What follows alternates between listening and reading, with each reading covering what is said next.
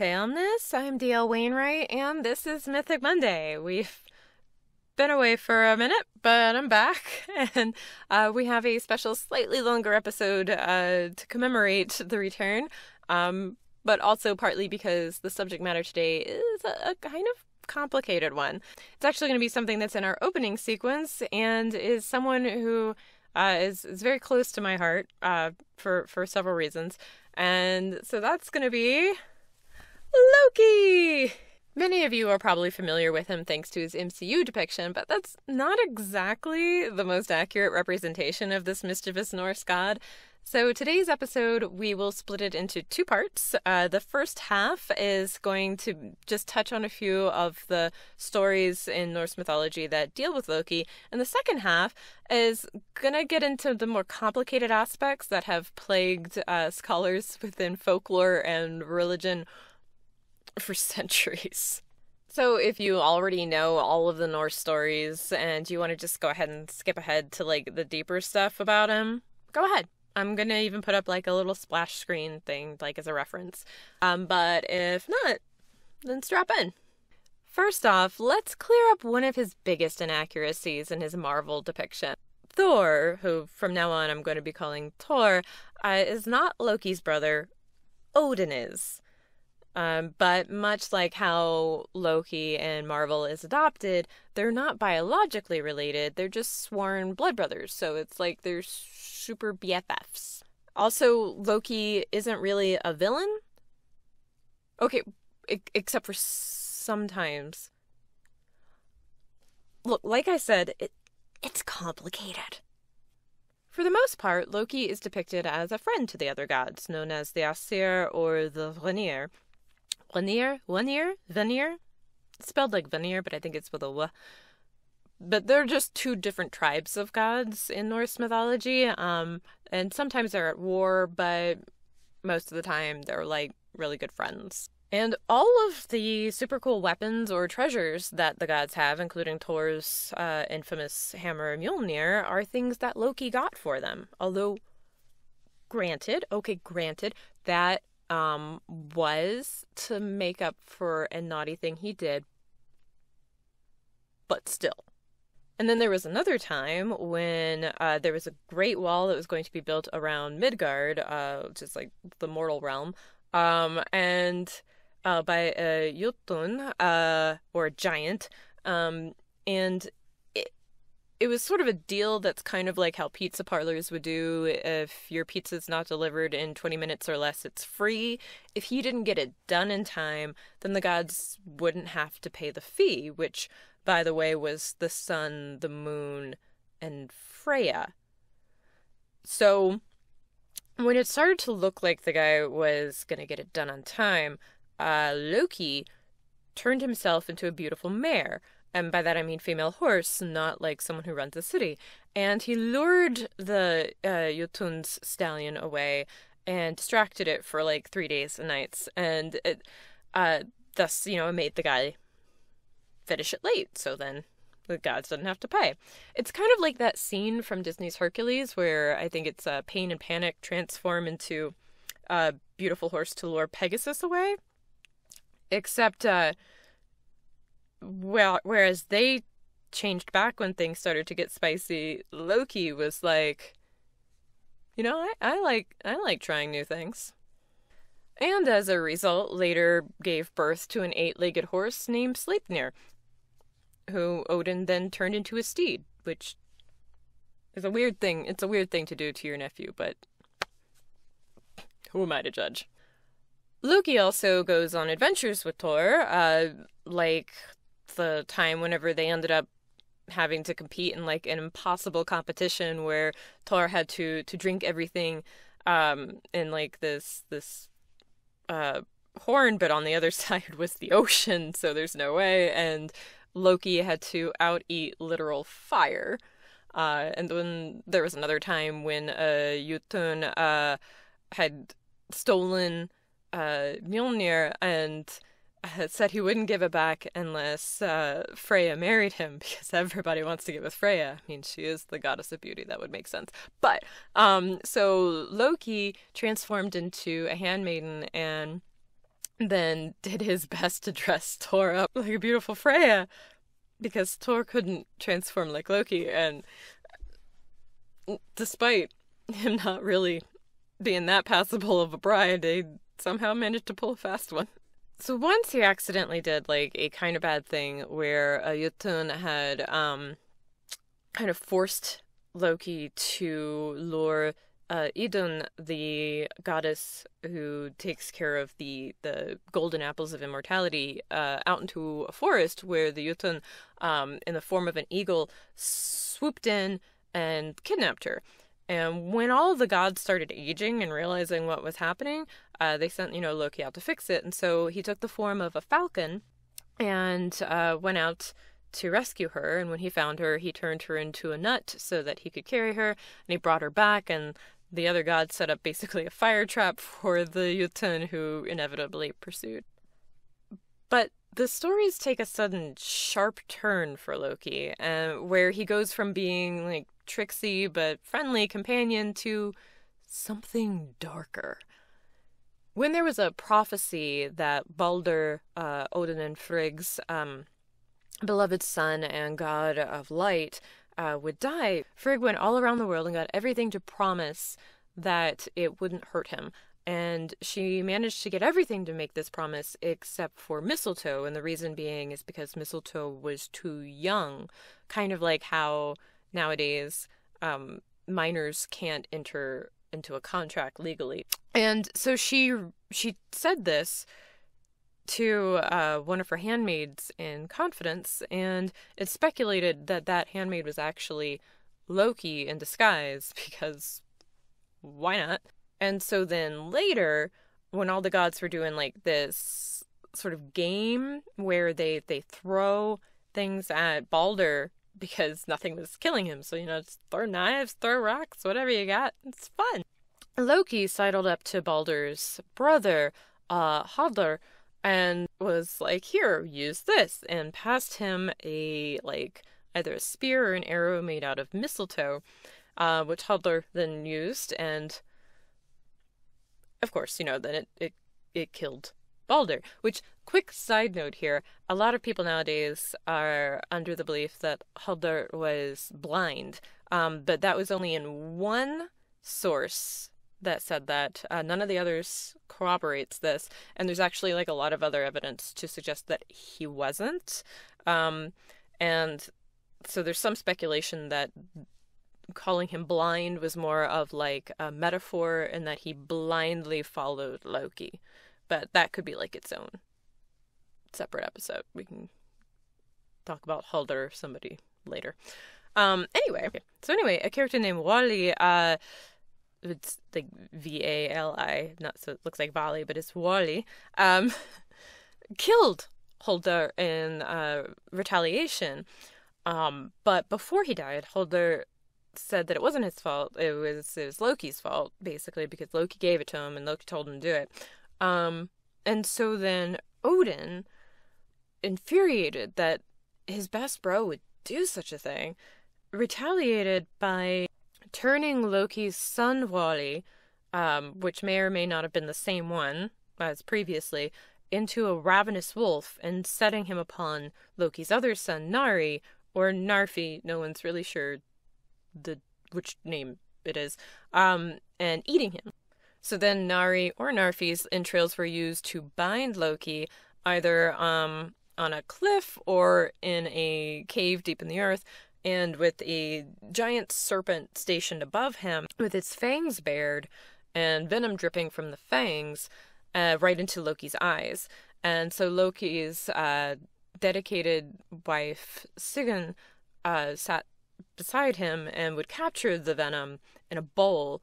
But of course, every now and then the bowl gets full, and so then she has to turn to pour the bowl out. And when she does that, and the venom drips into Loki's eyes and he thrashes about in pain, that's what causes earthquakes. And eventually, Loki will break free of these bonds made from the entrails of one of his sons, and return on a ship called the Nokfar. Nokfar. It's spelled like Nagelfar, but it's like Nokfar. made of the fingernails and the toenails of the dead, and with an army to fight against his former best friends, the gods. And this is going to take place in what is called Ragnarok, which is kind of an end of days thing, but it's more like an end of an era thing. It's more a wiping away the old gods to make way for the new. And so new gods, new era. It's a cyclical kind of concept. So now that we've, touched on some of the highlights of some of the Loki stories, which there's still others that we haven't gotten into, and so if it's piqued your interest, definitely look into reading some more Norse myths, and maybe look up the one with Loki and a goat, because that's fun. And now we're going to move into the more nitty-gritty stuff about Loki, and why it is that he took such a sharp turn into Villainsville. So we talked about some of the shenanigans that Loki got up to, but one thing that we didn't discuss is who or what is Loki? Well, alright, so here's the thing. No one can really agree on that. It's been something hotly debated by scholars for literally hundreds of years. Even Jacob Grimm, yes, one of the fairy tale brothers, was in on this debate. And you may be curious as to why this is such a difficult thing to pin down, but you see, none of the sources we have for the Norse religions are primary. Absolutely none. They are all filtered through Christian authors, well after Christianity already worked its way through the areas, doing its best to wash away the pre-existing religions. So what we have are stories that may have some basis in or similarities to stories originally found within the religion, but which may also have been heavily influenced by the popular forms of narratives of the day, and most importantly by Christianity, which honestly is most likely the reason that Loki becomes a villain, because it was popular to sort of associate things from the local religions with things from Christianity to better be able to convert local people as Christianity makes its way through Europe. And that's how you get things like stuff that had been say fertility gods now being associated with devils. And Loki got the full Satan treatment. So because our sources are muddled, scholars have struggled to pick them apart and try to find the original Loki within. Many try to use the name as a clue, but even that isn't something that they can agree on, because some will say that it can be translated to fire or air or water or prison or to end or the closer, and really that all just depends on what root word they think it has based on what national association they think it comes from. They get into it, but nobody agrees. Others try to find clues not just in the Norse narratives, but in other narratives from the areas that previously had Norse influence, as they feel some pre-Christian concepts would still linger in these, passed down tales, or at least they hope they do. And then others look at local folkloric concepts from these areas that have, similar names to Loki, and try to use those for clues. Or they even trace stuff back to India and compare the Norse narratives with ones found in Hindu as a way of sort of teasing out what Loki could have originally been. And if you're confused about as to why they would do that, either try Googling Indo-European, or I'll try to link a video in the description that gives sort of a brief historical synopsis of what that means. So some of the other things Loki has been considered associated with or thought to be include a chthonic god, which basically just means connected with the underworld, a god of death, which is usually connected with the chthonic stuff, a fertility god, a spider for some reason, a remnant of either Garuda or Indra from Hindu, a remnant of a pre-Norse primordial creator god that was the breath of life, a goblin or sprite either associated with the hearth or the fields, and more, I'm sure. One theory is that Loki is meant to be representative of the state of things, that his decay into villainy is supposed to be analogous to the moral decay of the world, and this is what then triggers the end of one cycle and will lead into another, aka Ragnarok. Others theorize that Loki is a folk hero, either a remnant of one or still intended to be one, along the lines of the trickster folk heroes found in many Native American lores. Indeed, the idea of Loki as a trickster archetype seems to be one of the most popular theories, probably because he typically spends his time tricking people and horses.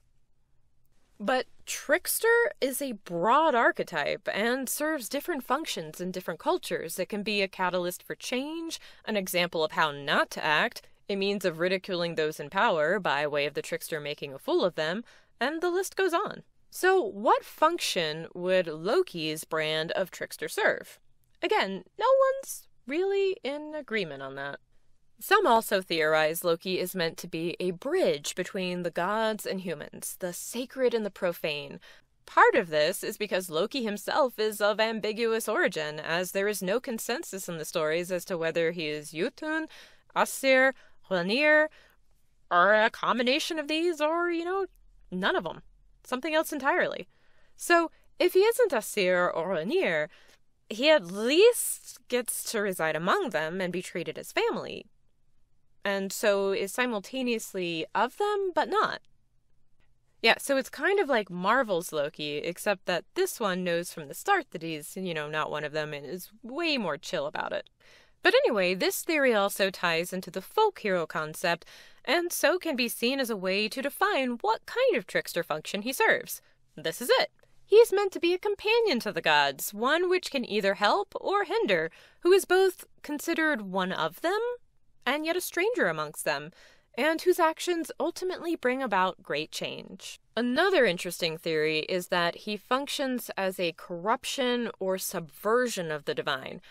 Most of his attributes are perverted echoes of the divine attributes of the gods around him.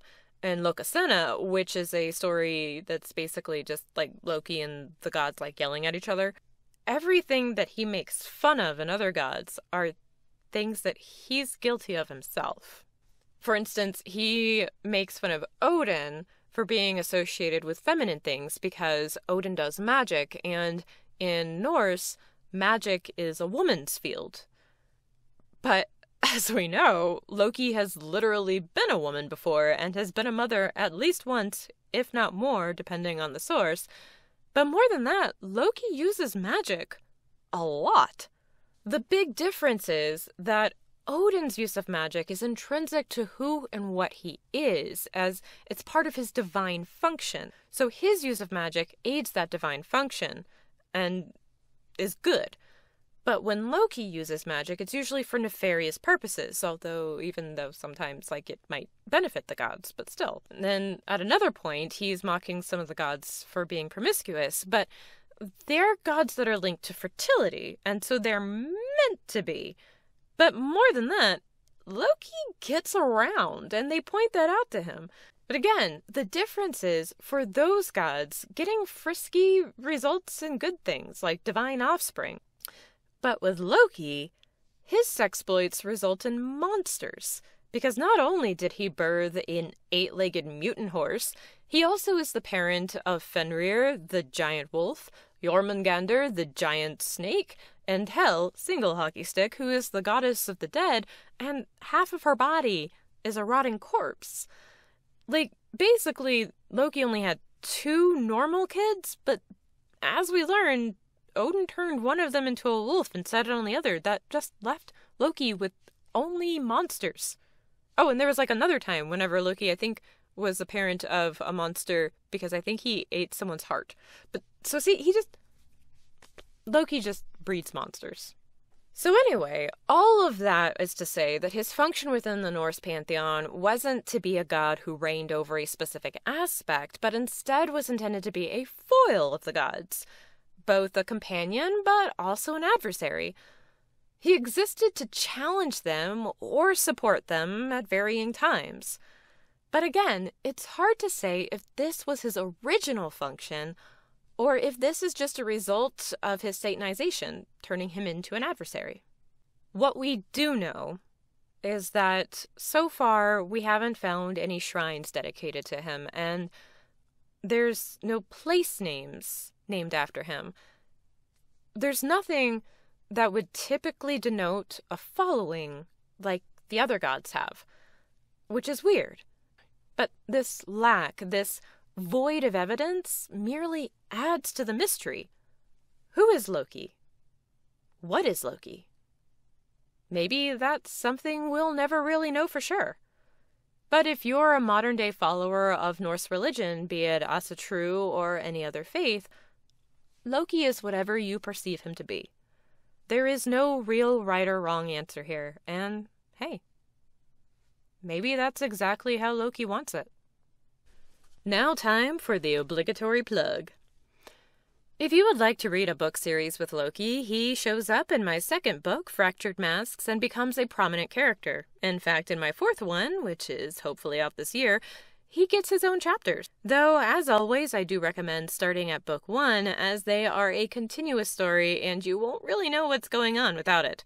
I ended up sort of combining a few different theories about him, so see if you can spot them while reading. Norse elements in general are actually a core theme within the series, so if that's your thing, then hey, you might like it. And that's it for this episode. Thanks for hanging out with me for this long. If you have any other ideas for any other folkloric or mythical entities that you want me to just kind of ramble at you about, drop them in the comments below. And that's it. Bye for now.